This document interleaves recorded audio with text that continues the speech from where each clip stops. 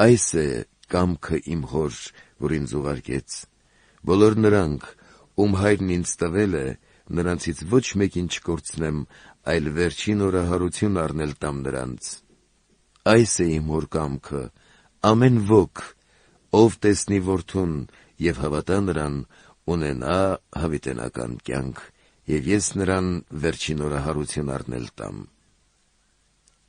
Հրեաները տրտնջում էին նրանից, որովհետև ասել էր.